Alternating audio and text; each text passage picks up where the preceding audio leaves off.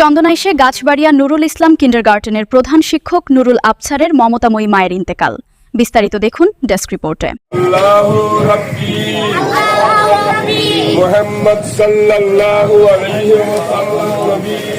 চট্টগ্রামের চন্দনাইশ পৌরসভার গাছবাড়িয়া নুরুল ইসলাম কিন্ডারগার্টেনের প্রধান শিক্ষক মোহাম্মদ নুরুল আবছারের মমতাময়ী মা 18 আগস্ট মঙ্গলবার ভোর 5:50 সময় বিজিসি ট্রাস্ট মেডিকেল কলেজ হসপিটালে চিকিৎসাধীন অবস্থায় ইন্তেকাল করেন।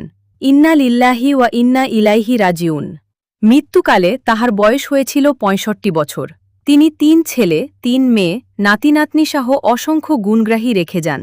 18 আগস্ট মঙ্গলবার বাদে জোহর গাছবাড়িয়া মমতাজ বেগম স্কুল অ্যান্ড কলেজের মাঠ প্রাঙ্গণে মরহুমার জানাজার নামাজ অনুষ্ঠিত হয়।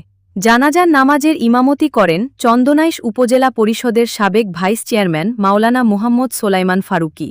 মরহুমার জানাজার নামাজ শেষে তাকে পারিবারিক কবরস্থানে দাফন করা হয়। তাহার মৃত্যুতে প্রবাসী জনকল্যাণ ফাউন্ডেশনের চেয়ারম্যান আলহাজ সৈয়দ মোহাম্মদ আমানুল্লাহ আমান সমরকন্দি, চন্দনাইশ উপজেলা পরিষদের সাবেক ভাইস চেয়ারম্যান মাওলানা মুহাম্মদ সোলাইমান ফারুকী, চন্দনাইশ প্রেস ক্লাবের যুগ্ম সাধারণ সম্পাদক মোহাম্মদ আরফাত হোসেন, গাউসিয়া কমিটি বাংলাদেশ, চন্দনাইশ পৌরসভার শাখার নেতৃবৃন্দ ও এলাকার গণ্যমান্য ব্যক্তিবর্গ শোক প্রকাশ করেন এবং শোকাহত পরিবারের প্রতি গভীর সমবেদনা জ্ঞাপন করেন।